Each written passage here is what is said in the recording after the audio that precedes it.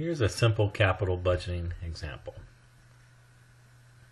So hit pause and take a minute and read through the paragraph below, and then we'll get started.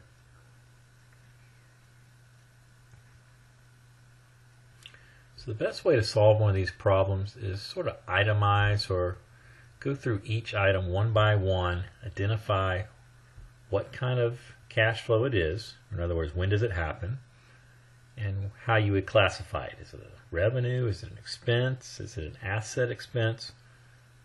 So sort of careful and cautious I would recommend here. So let's go through these items one by one.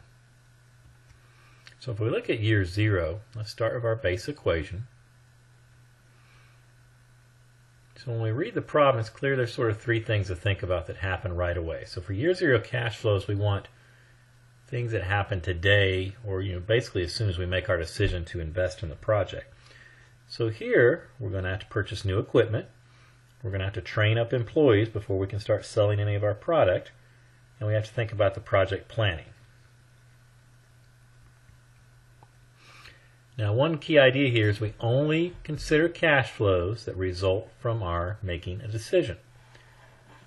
Well, this $2 million in project planning is what we call a sunk cost, because whether we say yes or whether we say no to this project, the $2 million is already spent.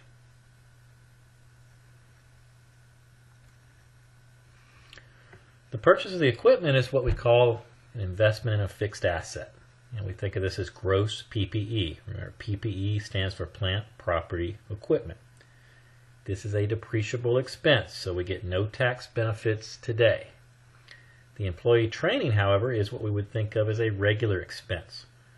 It would go as a line item or a line item expense on our current income statement, so it reduces our taxable income.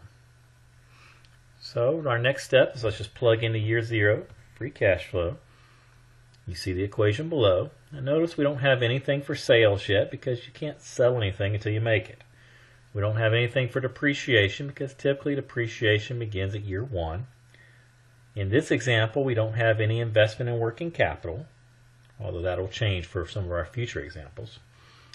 We do the calculation, we have $28 million. So essentially that's how much money I need to finance, or that's the money I need to generate a return on for my investors. For year 1, once again, let's start with our basic equation. I notice we got a slight typo there. It should say FCF 1 instead of 0. Sorry about that. So we know the sales from our problem statement. We know the expenses. We're probably going to need to go out and calculate depreciation. We know the tax rate. And then everything else pretty much is going to fall away because it doesn't mention anything about working capital. Doesn't say anything about any additional investments in plant, property, and equipment, and it doesn't mention side effects. So let's start by getting depreciation. Let's assume that we'll go useful life of 5 years, and we'll straight line depreciate it to 0. If you recall our depreciation formula, it's depreciable basis minus salvage value over useful life. We always zero out the salvage value. So our depreciation would just be $25 million divided by 5 years, or $5 million per year. So let's plug in and solve for our free cash flow at year 1. We know sales are $16 million. The problem tells us expenses will be $5 million. We then subtract out depreciation, take it net of taxes. Since depreciation is a non-cash expense, we add depreciation back. We get a project or free cash flow of $8.6 million.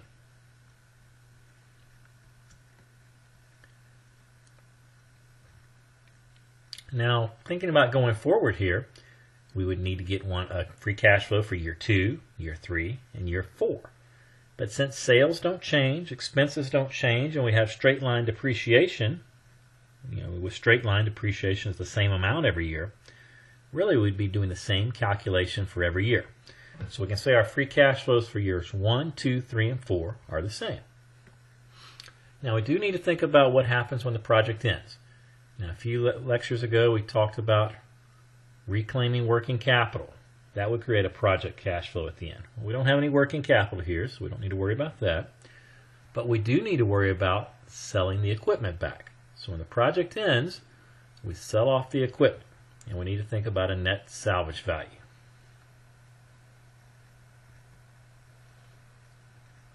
For our example, we need to get a net salvage value by applying the equation, market value minus taxes. Well, the problem statement told us that we could sell the equipment for $8 million at the end of the project, or the end of year 4. So we know our market value is $8 million. We need to get the book value. The way we calculate book value is we take the depreciable basis and we subtract accumulated depreciation. Well, after 4 years, you've had 4 years of depreciation. So we need to subtract off the depreciation for years 1, 2, 3, and 4. Well, in this case, with straight line, the depreciation was $5 million each year. So 4 years of $5 million leaves us with a book value of $5 million. So we sell it for $8 million. It's worth $5 million on our books. So we've gained $3 million on the sale, and that's what will be taxed on. So 40% of $3 million is $1.2 million in taxes.